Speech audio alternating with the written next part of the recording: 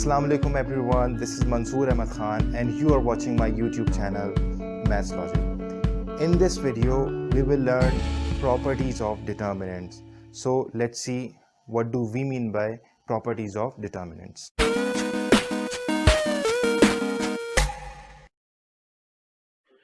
Okay, as we know, this video is all about the understanding of properties of determinant. सबसे पहले हम properties तो discuss करते हैं, लेकिन उससे पहले आपको ये बात पता होनी चाहिए कि हम प्रॉपर्टीज ऑफ डिटर्मिनेंट पढ़ते क्यों हैं, why this is very important for resolving और सॉल्विंग और इवेल्युएटिंग अ डिटर्मिनेंट। तो इसका बहुत सिंपल सा आंसर है। वो आंसर ये है कि अपने डिटर्मिनेंट को हम सिंप्लीफाई करने में हमें आसानी हो। अपने किसी भी डिटर्मिनेंट को देखें, 3/3 ऑर्डर का जो डिटर्मिनेंट होता है वो तो बहुत इजीली सॉल्व हो जाता है मुख्तलिफ तरीकों से, लेकिन जब हायर ऑर्डर के डिटर्मिनेंट्स होते हैं तो हमें प्रॉपर्टीज की जरूरत पड़ती है। इवन 3/3 ऑर्डर के भी कुछ डिटर्मिनेंट्स ऐसे होते हैं जिसको विदाउट प्रॉपर्टीज सॉल्व करना थोड़ा सा मुश्किल हो जाता है।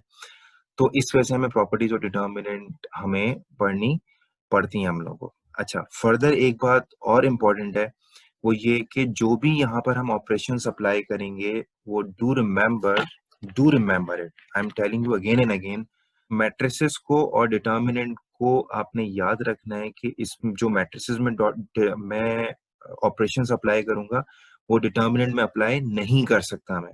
सही है? तो जहां जो मैं ऑपरेशंस आपको सिखा रहा हूँ यहाँ पर इस वीडियो के अंदर सीखेंगे आप लोग, वो आप लोगों ने ये ध्यान में रखना है कि वो मैट्रिसेस से कंपेयर नहीं करना आप लोगों ने। ठीक है? सही है? तो स्टार्ट करते हैं।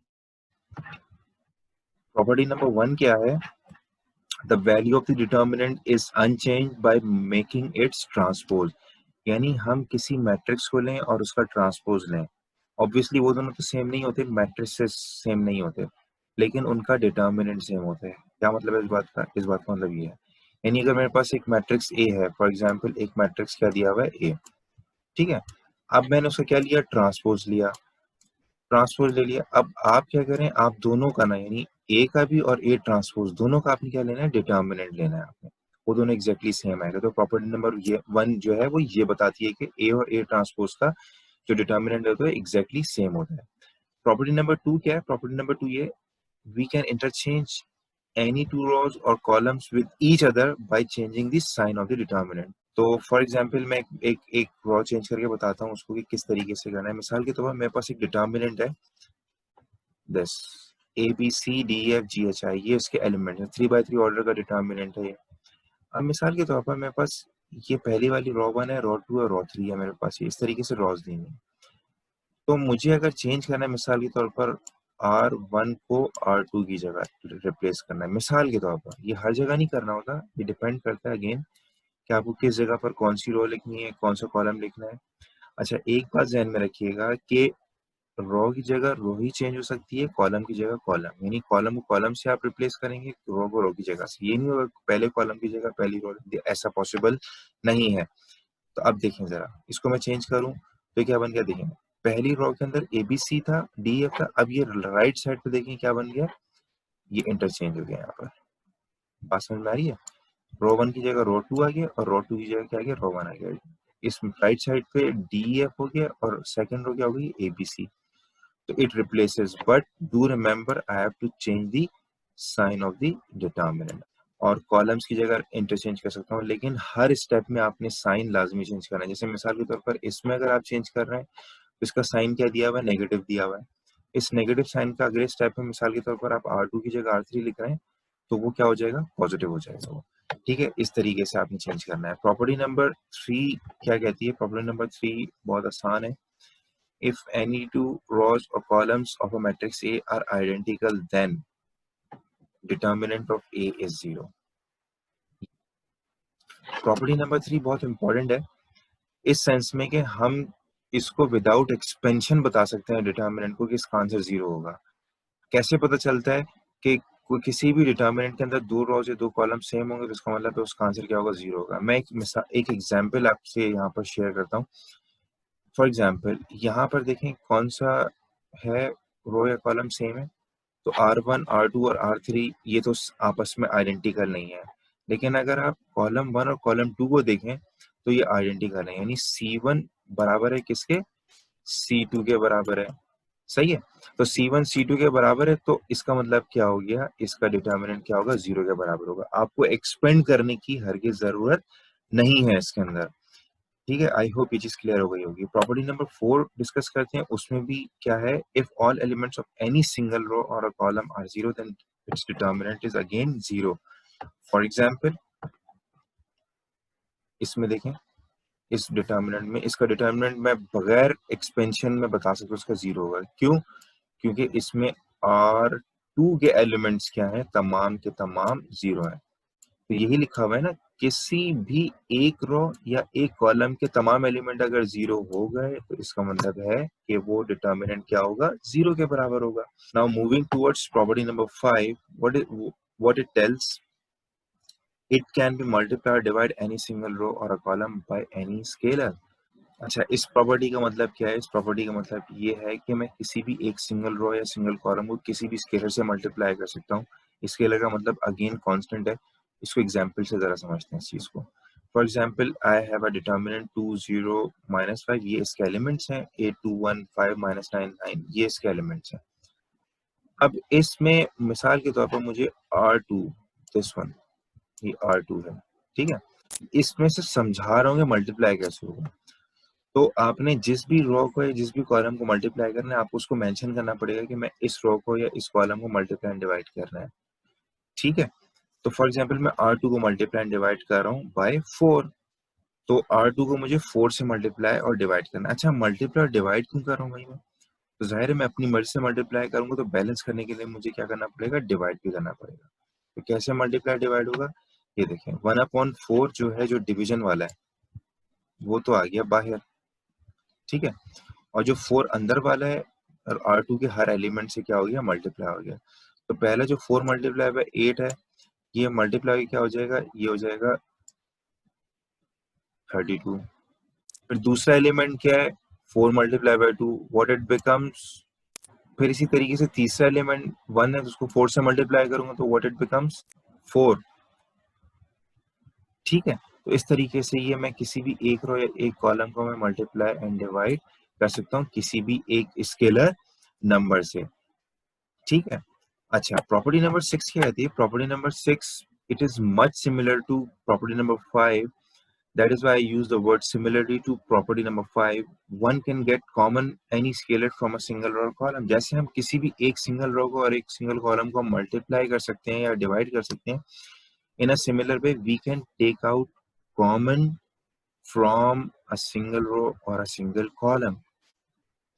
तो इसकी एग्जाम्पल डिस्कस करते हैं, उससे बात क्लियर हो जाएगी। मिसाल के तौर पर मेरे पास एक डिटर्मिनेंट है, मुझे जिस भी रो से या जिस भी कॉलम से मुझे कोई भी नंबर कॉमन लेना होगा, तो डू रिमेंबर वो मुझे मेंशन करना पड़ेगा, मैं इस रो से या इस कॉलम से कॉमन ले रहा हूँ। क्यों मेंशन करना पड़ेगा? उसका रीजन सिंपल ये है कि ये डिटर्मिनेंट्स हैं, ये मैट्रिसेस नहीं है, ठीक है। फॉर एग्जांपल आप देखें, अगर इसमें R2 और R3, R2 के अंदर क्या चीज कॉमन लग रही है, मुझे 2 कॉमन लग रहा है, और R3 के अंदर मेरे पास क्या कॉमन लग रहा है, 3 कॉमन लग रहा है।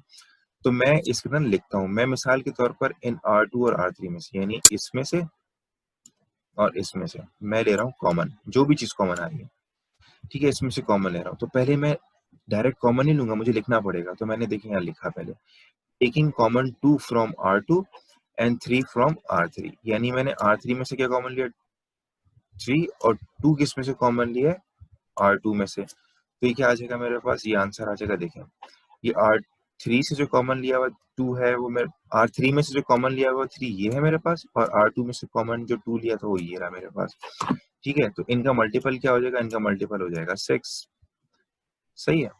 तो ये 6 हो गया मेरे पास। इसके बाद अब आप देख लें यहाँ पर R2 क्या बन गया और R3 क्या बन गया, तो ये कॉमन हम इस तरीके से ले सकते हैं।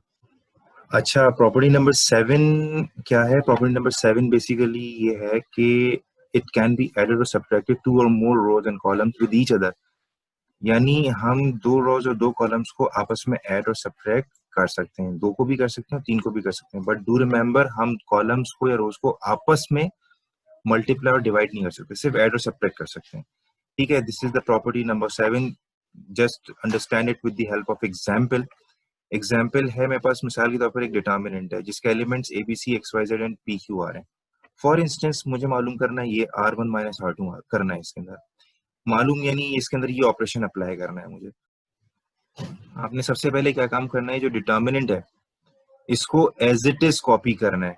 कि मैंने डिटर्मिनेंट को इस तरह स्पेस देके लिखा है, एलिमेंट्स के दरमियान भी और इस तरह भी। अच्छा, अब आपने मालूम क्या करना है, R1 माइनस R2 मालूम करना है। तो सबसे पहले R1 को हाईलाइट करें, जो पहले लिखा है पहले उसको हाईलाइट करें, वो है R1। ठीक है, फिर दूसरा कौन सा है, R2, उसको हाईलाइट किया मैंने। ठीक है, तो ये है R2। अब आपने करना क्या है, करना माइनस है इसके अंदर। R1 में से R2 माइनस किया आपने, तो कॉरेस्पॉन्डिंग एलिमेंट्स को आपने माइनस करना है। ये R1 के एलिमेंट्स हैं ABC, और इसमें से R2 के एलिमेंट्स माइनस करने हैं XYZ। तो पहले में से पहला माइनस करें, दूसरे में से दूसरा, तीसरे में से तीसरा। तो व्हाट इट बिकम्स, इसका पहला क्या है, ये हो जाएगा -x। इसका दूसरा एलिमेंट क्या है, y है, तो -y हो जाएगा ये। ठीक है, फिर तीसरा एलिमेंट इसका क्या है, z है, तो -z हो जाएगा। ठीक है, ये चीज आपको आई होप क्लियर हो गई। हम इसकी एक और एग्जांपल से इसको अंडरस्टैंड करते हैं। जैसे मिसाल के तौर पर मुझे ऑपरेशन अप्लाई करना है R1 plus R3 plus 2R1। ठीक है, तो अगेन मैंने इसको एज इट इज लिखा, इस डिटर्मिनेंट को एज इट इज कॉपी करके लिखा मैंने, वही स्पेस देने के बाद। अब सबसे पहले क्या लिखा हुआ है, R3 प्लस 2R1। तो R3 को हाईलाइट करें, ये R3 है आपके पास, ये क्या है, R3 है।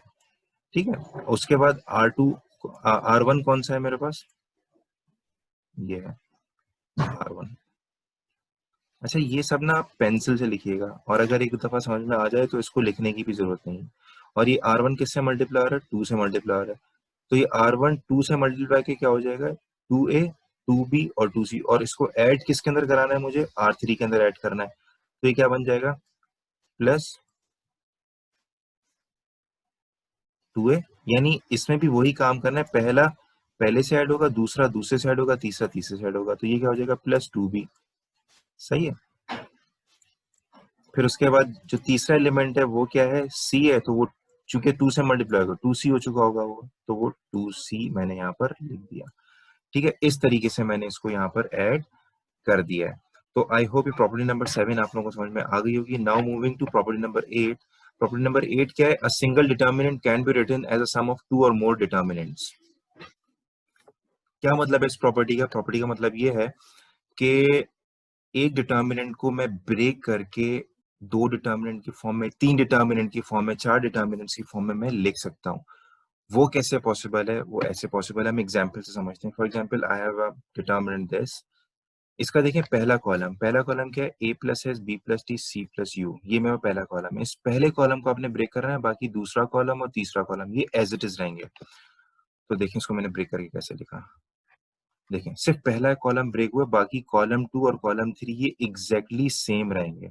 अच्छा, इसमें प्रॉब्लम बच्चों को जो समझने में ये आती है, वो ये कहते हैं कि भाई चलें, ये बात तो समझ में आ गई कि ये पहला कॉलम ब्रेक हो गया, समझ में आ गई, लेकिन ये x को मैंने x के साथ जब वापस ऐड करूंगा तो ये तो 2x हो जाएगा। यानी मैं इसकी बात करूं मिसाल के तौर पर, ये x है, ये x है, और ये x है। तो जब ये x प्लस एक्स ऐड होगा तो 2x होगा। तो ये बात याद रखें, ये डिटर्मिनेंट है, ये मैट्रिक्स नहीं है। ऐसा मैट्रिक्स के अंदर होता है। तो मैंने वीडियो के शुरू में ही बता दिया था कि मैट्रिसेस में जो प्रॉपर्टीज और ऑपरेशंस अप्लाई करते हैं उसको हमने डिटर्मिनेंट के अंदर अप्लाई नहीं करना। ये दोनों मुख्तलिफ चीजें।